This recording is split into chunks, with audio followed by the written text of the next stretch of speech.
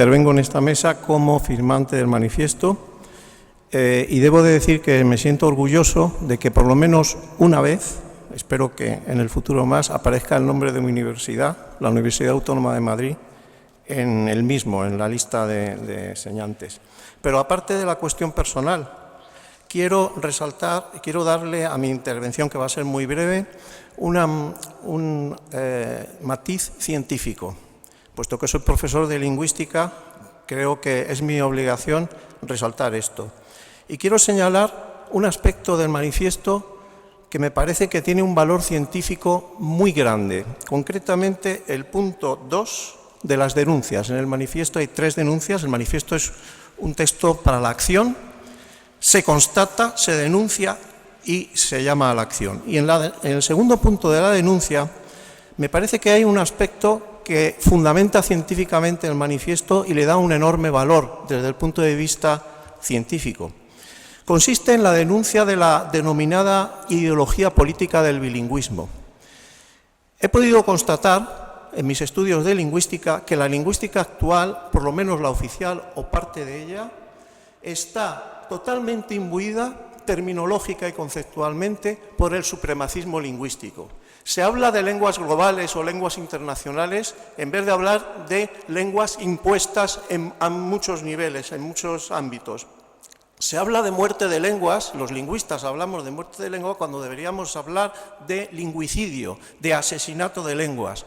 Claro, la muerte parece que es algo natural, parece que es así, el asesinato no, pero hay que hablar de lingüicidio en la mayor parte de los casos cuando se habla de muerte de lenguas. Y en el caso del bilingüismo es evidente que el bilingüismo es algo positivo, pero esos aspectos positivos del bilingüismo se utilizan en la lingüística oficial, o en parte de ella, que está teñida de supremacismo, para invisibilizar y hacer de menos una serie de procesos de bilingüización forzosa que han experimentado muchas lenguas en el mundo, entre ellos la lengua catalana. Estos procesos de bilingüización forzosa, que evidentemente al ser forzosa implican que esa fuerza solo la puede ejercer una comunidad que tiene mayor poder que la comunidad que se bilingüiza obligatoriamente, como sabemos perfectamente, esa bilingüización forzosa puede conllevar, y de hecho conlleva, una erosión progresiva de la lengua dominada en ese proceso de fuerza, de dominio lingüístico.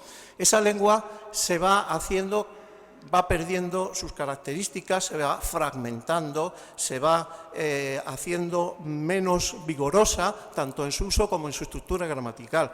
Por eso es perfectamente entendible que se haya publicado hace poco un libro de Pau Vidal que se titula El bilingüismo mata. Evidentemente, desde este punto de vista y siguiendo lo que yo acabo de decir, esta denuncia que hay en el manifiesto, en el punto 2, de la ideología política del bilingüismo, llamado bilingüismo, que es asumida por la lingüística o gran parte de la lingüística, indica una reflexión de un alcance científico muy, muy importante. Por tanto, quiero decir que este manifiesto tiene un fundamento científico muy grande, mucho mayor que otros manifiestos que han circulado o que circulan por ahí, porque supone una reflexión muy seria sobre la situación del catalán y, evidentemente, ya he dicho que es un manifiesto para la acción, que es para lo que deben servir los manifiestos.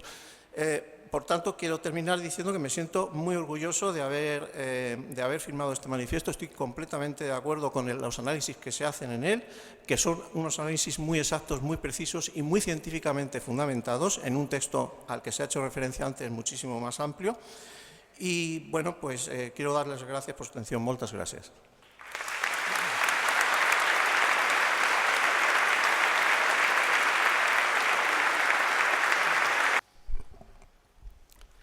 Moltes gràcies, bon vespre a tothom. Se'm va demanar que expliqui per quines raons m'he adherit al manifest. Miraré de respondre amb les reflexions que a continuació exposo. Socialment, ningú no queda mai fora d'un grup propi i tothom és alhora estranger de la resta, per la qual cosa, parlar d'identitat nacional és subratllar una obvietat. En un altre sentit, allò que històricament ha distingit més cada col·lectivitat és la llengua que li correspon. Llengua i identitat nacional són indestriables. Amb el procés d'homogeneïtzació universal, el concepte identitat es vol desqualificar. Fins i tot alguns sociolingüistes reclamen com a essencial per a la normalització del català l'atenció principal als espais i a la capacitat comunicatius. Obliden que si el nostre idioma encara sobremalviu, perdonin-me el neologisme, és justament pel caràcter simbòlic que ha tingut entre els parlants i que si perd potència identitària, perdrà potència expansiva. Altrament, el menyspreu sobre la defensa de la identitat s'adreça sempre contra els menys poderosos i procedeix dels qui tenen molt de poder, els quals sí que hi tenen dret a la identitat, a la pàtria, al país per antonomàsia. En suma, entenen que és provinciana, involucionista, poc solidària, la defensa solament de les altres identitats que viuen sota el poder de llurs estats. En la reconstrucció del català al segle XX es pretengué posar les bases per a reconvertir-lo en una llengua nacional, perquè tornés a ser-ho tal com ho havia estat a l'època medieval. No es tractà solament d'adobar un sistema malmès, sinó de fer-ne l'element vertebrador de la comunitat. En un estat en què hi ha més d'una llengua, hi ha inevitablement conflicte, perquè el fet simple de l'existència i reconeixement de més d'una implica que hi ha idiosincràsies grupals contraposades en competició. Entre nosaltres ha estat permanent la persecució de la nostra. Ultra la prohibició d'usar-la, s'ha partit hàbilment de dos processos que s'han retroalimentat en favor de la substitució lingüística: la minorització i la bilingüització. I bé, cal proclamar que Catalunya no ha estat mai ni un país minoritari relativament a tots els pobles del món, ni mai no ha estat bilingüe. Té com a única llengua pròpia el català. La llengua castellana hi és sobrevinguda, com moltes altres, especialment en les migracions de finals del segle XX i començos del XXI. Consegüentment, la veritable normalització del país comporta lingüísticament haver de saber i haver d'emprar el català. I, és clar, ser lliure per optar a aprendre tantes altres llengües com cada ciutadà desitgi, amb la preferència que convingui a cadascú. La normalitat per al català no pot consistir sinó en l'objectiu general que a Catalunya l'empri tothom, sempre, arreu i per a tot. El bilingüisme, actiu o passiu, du indefectiblement, com ja ha estat dit, que s'esfumi progressivament la llengua amb menys poder. Per aquest motiu, totes les llengües que han de conviure en el seu territori amb l'oficialitat d'una llengua d'estat diferent a la pròpia estan molt seriosament amenaçades. En una altra direcció, la minorització i la bilingüització com a procediments ideològics condueixen a la degradació de l'idioma més feble. Ens hem de preguntar si una llengua que es deteriora pot sobreviure. La resposta, al meu entendre, és que no. Perquè la conseqüència és que la llengua dominada vagi perdent la seva fesomia i s'acosti a la llengua dominant fins que arriba a convertir-se'n en un dialecte o s'hi confon completament.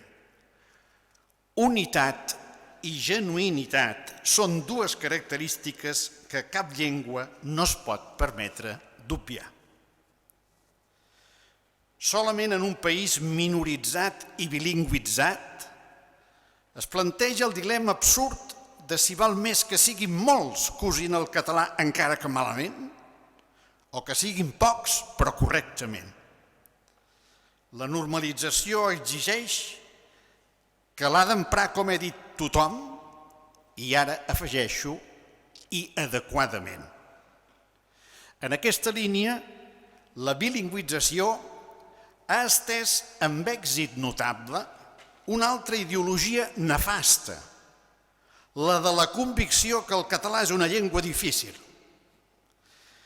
Si el català fos l'única llengua oficial d'ús general, s'aprendria a casa, al carrer, a l'escola, a tot arreu, és a dir, s'aprendria ecològicament, ambientalment, amb la mateixa naturalitat que el francès a la França francesa, l'alemany a Alemanya, etc. Algú pot demostrar que el francès o l'alemany o l'espanyol són llengües més fàcils que no el català? No és una qüestió de dificultat, és una qüestió de normalitat. És, penso jo, suïcida lingüísticament i, a més, paradoxal, mirar, com molts proposen, d'acostar al màxim el català al castellà a fi de fer-lo més assequible i recognoscible. Per això parlava de paradoxal. Si per conèixer-lo com cal s'hagués d'assemblar al castellà, punts suspensius. No he fet cap referència a l'àmbit internacional. Avanço la major. Si el govern central de què depenem no permet que visquem normalment en català a Catalunya, defensar la internacionalització de la nostra llengua ho considera, ho demostra indirectament quan es refereix a determinades actuacions d'ambaixadors de Catalunya a l'estranger, ho considera una gosadia ingènua a més d'intolerable. La qual cosa, en el procés de mundialització que s'ha programat, és especialment greu. Desenganyem-nos avui. El català ja no és imprescindible. El català no és necessari, ni a casa seva ni per a les relacions amb l'exterior. Un pot viure sense utilitzar-lo, a casa també. I una llengua de què es pot prescindir és una llengua residual, destinada a la desaparició. Semblantment, ja que som aquí, en l'àmbit de la investigació, malgrat que totes les universitats públiques catalanes declaren en els estatuts que la llengua pròpia és la catalana, en la recerca més especialitzada i puntera i en la difusió dels resultats científics s'abandona, es premia que s'abandoni en benefici del castellà i de l'anglès. O el català esdevé una llengua necessària i ineludible sense pal·liatius i en totes les activitats pels qui viuen a Catalunya, o no cal amoïnar-s'hi gaire perquè el seu destí seria l'arraconament i la mort. Sortosament, una bona part de la ciutadania catalana, per davant dels polítics i fins i tot per davant dels lingüistes, entenen que el nostre futur com a poble va lligat amb el futur de la nostra llengua, condició que solament és viable si ens deslliurem de l'hostilitat del govern de què se'ns fa dependre.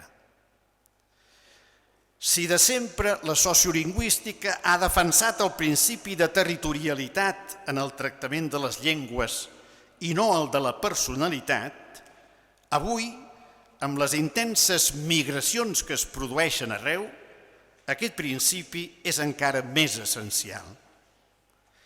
És demagògic no reconèixer que les migracions modifiquen l'entorn: barris, habitatge, comerç, escola, món laboral.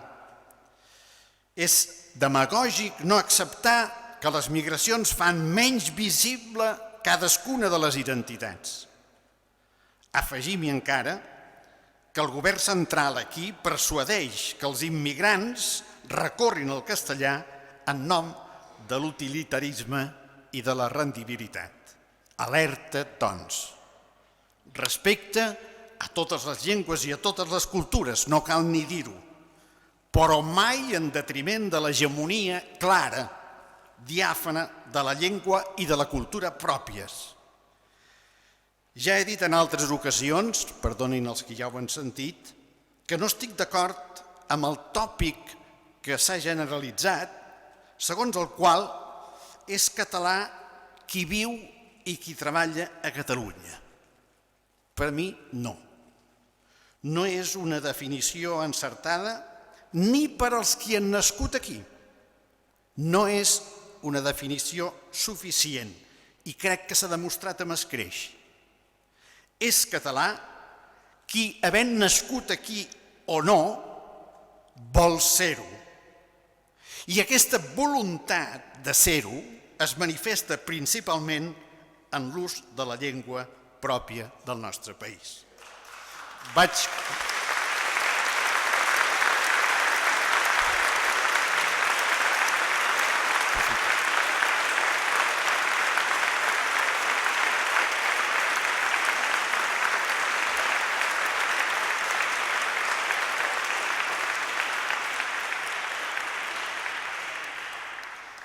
concloent.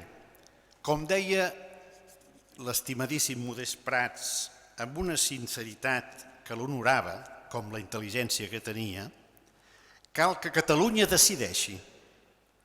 O bé s'integra en l'estat espanyol i deixa de banda per sempre les aspiracions nacionals i amb aquestes les lingüístiques, o bé ha de cercar la solució que posi fi a una dependència que escapça, mutila i impedeix la llibertat lingüística.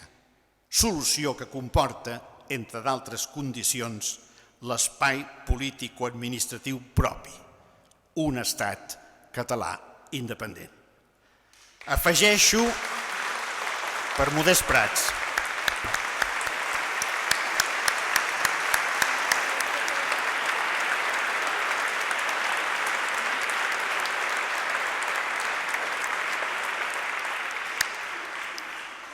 que la normalització lingüística requereix l'absència de conflicte. Un idioma, essent, com he dit, allò que més identifica una comunitat, i ha de ser naturalment i inequívocament hegemònic.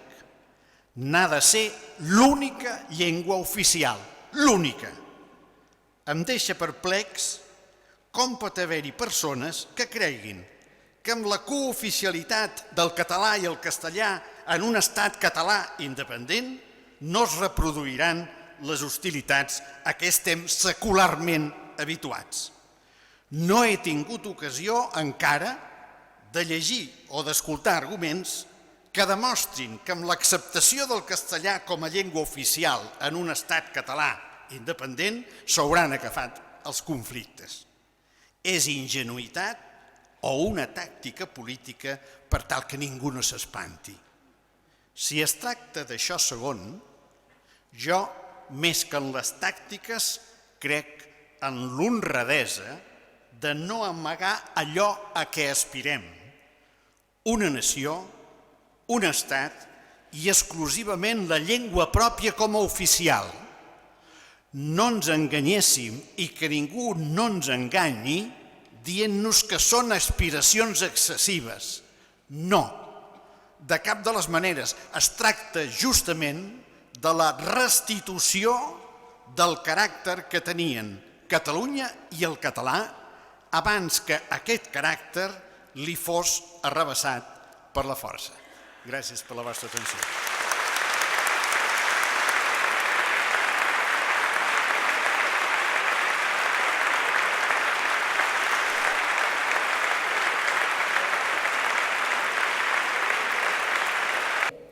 per un veritable procés de normalització lingüística a la Catalunya independent. Els sotassignats, estudiosos de la llengua, filòlegs, lingüistes, docents, escriptors, traductors, juristes i professionals d'àmbits afins, considerant la situació real de la llengua catalana i en la perspectiva del procés constituent que ben aviat s'encetarà a Catalunya, pel mandat democràtic expressat aquest 27 de setembre passat, es creuen en el deure ciutadà d'exposar a l'opinió pública això que segueix. Constatem, 1. Que la llengua catalana és la llengua de Catalunya, en el sentit que és la llengua endògena del territori de Catalunya, on s'ha format i ha evolucionat històricament i des d'on es va estendre als territoris contigus del País Valencià i les Illes Balears. És la llengua en què sempre ha parlat el poble català. 2. Que la llengua catalana no està tanmateix en la situació normal d'una llengua territorial en el propi territori, perquè a causa de l'annexió del Principat de Catalunya al Regne de Castella d'ençà del 1714, el castellà, com a llengua de dominació, li disputa coercitivament aquest estatus de llengua territorial i ha intentat i continua intentant repressivament de desplaçar-la dels àmbits d'ús lingüístic general. Igualment s'esdevé al País Valencià des del 1707, a Mallorca i Eivissa des del 1715 i a Menorca des del 1802. De la mateixa manera s'ha anat imposant el francès als comtats del nord, ara coneguts com a Catalunya del Nord, a partir de l'annexió d'aquesta part del Principat el 1659 al Regne de França. 3. Constatem també que, com sol ser típic dels processos de dominació política lingüística, el mecanisme per aconseguir la implantació del castellà a Catalunya va ser i continua sent la bilingüització forçosa de la població, un procés que va costar segles i que fins al 1939 encara era força precari, pel que fa a la major part de les classes populars. El règim dictatorial del general Franco va completar tanmateix en 2 generacions aquest procés de bilingüització forçosa mitjançant la repressió político-jurídica de l'ús del català, l'ensenyament obligatori i l'extensió dels nous mitjans de comunicació, tots dos absolutament en castellà, i la utilització d'una immigració arribada de territoris castellanoparlants com a instrument involuntari de colonització lingüística. 4. Constatem que el règim constitucional del 1978 ha refermat la continuïtat de la imposició político-jurídica del castellà a Catalunya. La legislació de la Generalitat restablerta i la política lingüística consegüent han servit per a superar en certs àmbits i força precàriament la minorització total soferta pel català a mans del franquisme, però no pas per a revertir la norma social d'ús subordinat del català al castellà que condiciona l'ús lingüístic quotidià de la immensa majoria dels parlants i que porta a una indefectible substitució de la llengua del país per la llengua imposada per l'Estat. Constatem que aquest procés de substitució s'ha anat accelerant, de manera que la situació actual de la llengua catalana en la majoria d'àmbits d'ús general és extremament crítica, fins al punt que el català no és a hores d'ara a Catalunya la llengua no marcada, aquella que espontàniament qualsevol habitant empra per adreçar-se a un desconegut. Tampoc no és la llengua predominant entre les generacions de la dita immersió. En les zones més poblades la coneixen però l'usen mínimament. I, en paral·lel a l'arraconament social, la degradació qualitativa, estructural de la llengua no ha parat de créixer en el camí de convertir-se en una mena de dialecte del castellà. Denunciem 1. La profunda anormalitat que significa que a Catalunya i a tots els altres països de llengua catalana la realitat lingüística normal en un país amb immigració aparegui en certa manera capgirada. La llengua de la immigració, però només l'espanyola, pren a tots els efectes el rol de llengua per defecte, de llengua del país, de llengua nacional, i contràriament, la llengua del país va esdevenint privativa d'una comunitat closa, que es va reduint i acabarà desapareixent, com sol passar amb les llengües d'immigració. Aquesta anormalitat resta distorsionada per la major part de les enquestes lingüístiques que es promouen. 2.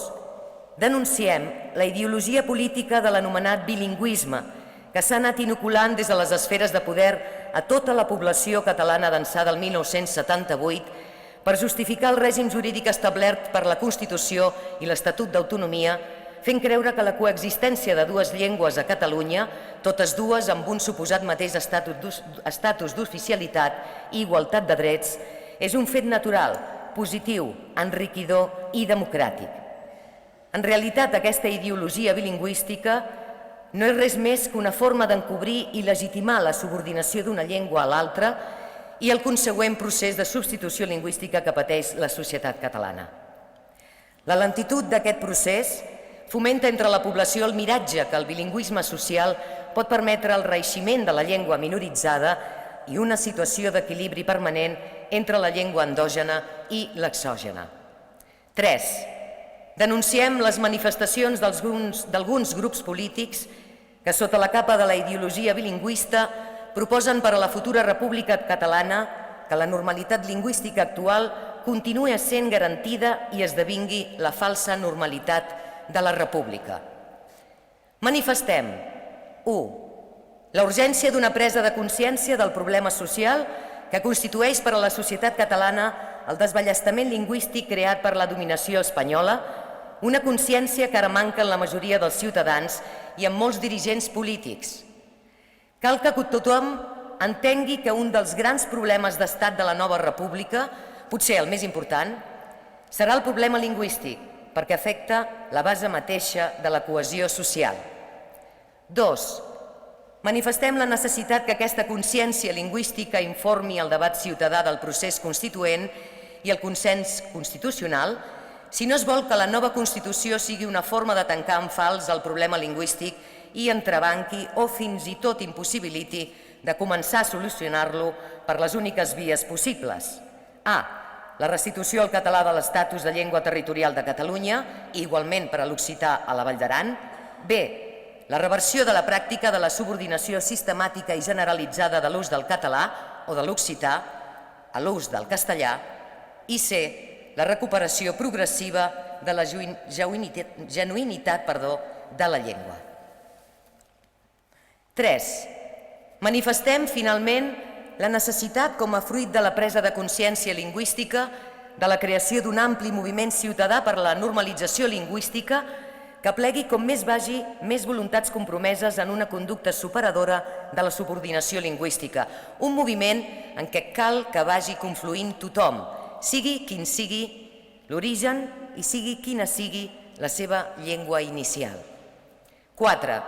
Manifestem la necessitat, en definitiva, que s'incorpori al procés constituent la voluntat d'articular la llengua catalana com a eix integrador de la nostra ciutadania en un marc d'assumpció pública del multilingüisme com a riquesa individual i social amb totes les mesures necessàries per garantir que tothom se senti reconegut i inclòs en la construcció d'un país normal, també pel que fa a la llengua.